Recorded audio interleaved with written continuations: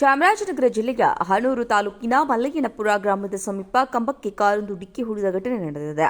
ಚಾಮರಾಜನಗರ ಜಿಲ್ಲೆಯ ಹನೂರು ತಾಲೂಕಿನ ಮಹದೇಶ್ವರ ಬೆಟ್ಟಕ್ಕೆ ತೆರಳುವ ಮುಖ್ಯ ರಸ್ತೆಯಲ್ಲಿನ ಮಲ್ಲಯ್ಯನಪುರ ಬಳಿ ಕಾರೊಂದು ಮರಕ್ಕೆ ಗುದ್ದಿದ ಪರಿಣಾಮ ಪಕ್ಕದಲ್ಲಿದ್ದ ವಿದ್ಯುತ್ ಕಂಬ ಮುರಿದು ಕಾರಿನ ಮೇಲೆ ಬಿದ್ದಿದೆ. ಕಾರಿನಲ್ಲಿ ಪ್ರಯಾಣ ಮಾಡುತ್ತಿದ್ದ 5 ಜನರು ಪ್ರಾಣಾಪಾಯದಿಂದ ಪಾರಾಗಿದ್ದಾರೆ ಎಂದು ತಿಳಿದುಬಂದಿದೆ.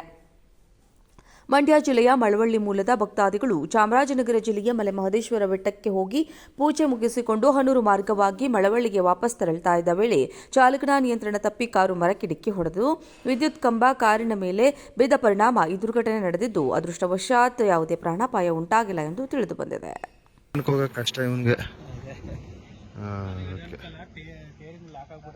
ಹೌದಾ?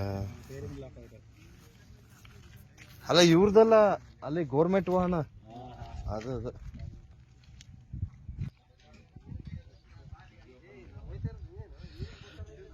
ಸರಿಯಾಗಿ ಲೈಟ್ ಕಂಬಕ್ಕೆ ಸರಿಯಾಗಿ ತಂದು ಪೆಟ್ಬಿಟ್ಟವ್ರೆ.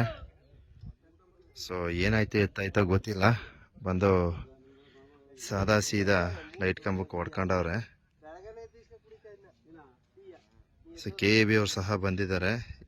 ಈ ಸಂಬಂಧಿತ ಏನೋ ಅವರ ಒಂದು ಕಾರ್ಯಕ್ರಮಗಳನ್ನು ಸರಿಪಡಿಸ್ಕೊಂಡು ಹೋಗ್ತಾ ಇದ್ದಾರೆ. ಸೊ ಮಲೆ ಮಹದೇಶ್ವರ ಬೆಟ್ಟ ಮುಖ್ಯ ರಸ್ತೆ ಇದು. ದಯಮಾಡಿ ವಾಹನ ಸವಾರರು ಮುನ್ನೆಚ್ಚರಿಕೆ ಕ್ರಮ ತಗೊಳ್ಳಿ. ಇದು ಇಷ್ಟು ಹೇಳ್ಬೋದಪ್ಪ, ಅದು ಬಿಟ್ಟು ಇನ್ನೇನು ಹೇಳೋಕ್ಕಾಗಲ್ಲ.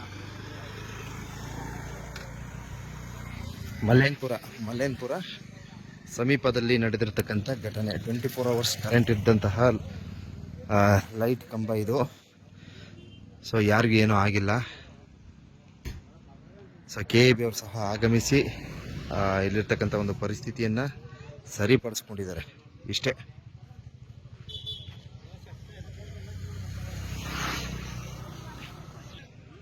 ನೋಡಿ, ಕಾರಿನ ಒಂದು ಮುಂಬದಿಯಲ್ಲಿರ್ತಕ್ಕಂಥ ಒಂದು ಸ್ಪೇರ್ ಪಾರ್ಟ್ಸ್ ಬಂದು ಹೆಂಗೆ ಕಚ್ಕೊಂಡಿದೆ. ಲೈಟ್ ಕಂಬ ಪೀಸ್ ಆಗಿದೆ.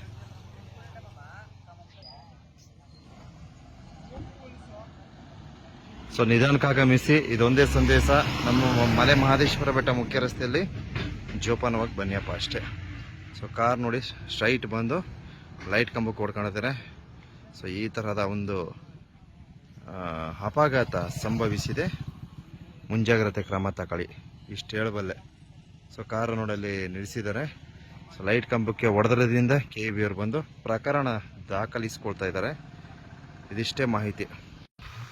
ಯಾಕೋ ಇತ್ತೀಚೆಗೆ ನಮ್ಮ ಮಲೆ ಮಹದೇಶ್ವರ ಬೆಟ್ಟದ ರಸ್ತೆಯಲ್ಲಿ ಎಲ್ಲ ಬಂದು ಲೈಟ್ ಕಂಬಕ್ಕೆ ಟಚ್ ಮಾಡ್ತಾರೆ, ಏನಂತ ಗೊತ್ತಾಗ್ತಾ ಇಲ್ಲ. ದಯವಿಟ್ಟು ಜೋಪಾನ ಬರಪ್ಪ, ಇದು ಇಷ್ಟು ಹೇಳಬಲ್ಲೆ. ಯಾಕೆ ಈ ಥರ ಮಾಡ್ಕೊಂತೀರಾ? ಒಂದು ಸ್ಟ್ರೈಟ್ ಲೈಟ್ ಕಂಬಕ್ಕೆ ಗುದ್ಕೋತೀರಾ. ಸೊ ಕಾರಣ ಏನಂತ ಗೊತ್ತಿಲ್ಲ. ಅಪಘಾತಗಳು ವಾಹನದಲ್ಲಿ ಯಾವ ಥರ ಸಂಭವಿಸ್ತದೆ ಅನ್ನೋದೇ ಒಂದು ಊಹಿಸಲು ಸಾಧ್ಯವಿಲ್ಲ. ಸೊ ಮುನ್ನೆಚ್ಚರಿಕೆ ಕ್ರಮ ತಗೊಳ್ಳಿ, ಇಷ್ಟು.